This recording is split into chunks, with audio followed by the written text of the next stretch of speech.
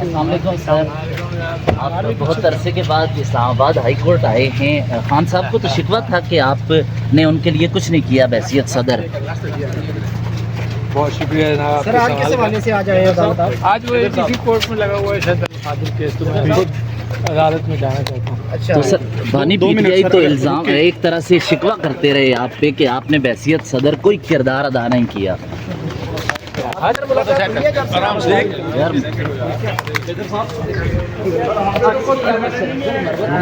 آپ کے خلاف کہا تھا کہ آپ نے کوئی کردار نہیں کیا، سننے میں آ رہا ہے کہ آپ نے ان کو پھر پارٹی سے سائڈ لائن کروانے کے لیے کردار ادا کیا۔ بہت شکریہ بیٹا، آیا ہوں میں اے ٹی سی کے تو کیا مقدمہ ہے سر؟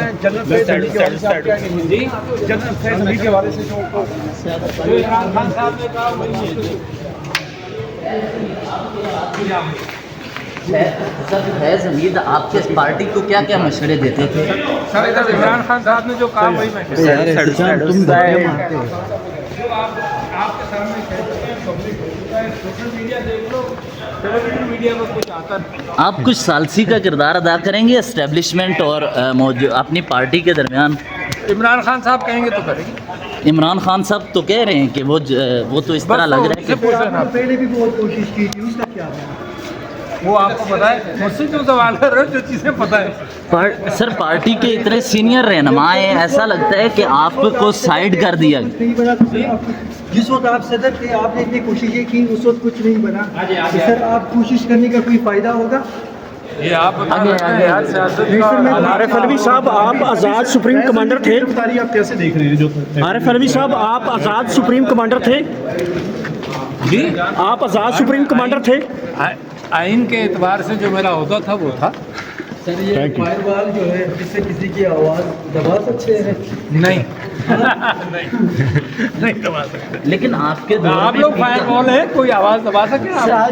2020 میں آپ کے دور میں فائر وال تنصیب کی جا رہی تھی۔ اچھا یہ مجھے نہیں پتا تھا بیٹا۔ سر ایک اگر تمہاری اطلاعات ہیں تو پر بتاؤ لوگوں کو۔ آپ پہ ہوتا رہا ہے کہ آپ آرڈیننس بہت زیادہ کرتے تھے، اسی لیے آرڈیننس ماشاء اللہ ماشاء اللہ۔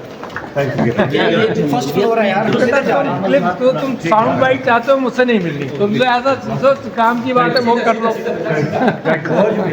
بہت شکریہ، السلام علیکم۔ السلام علیکم۔ السلام علیکم۔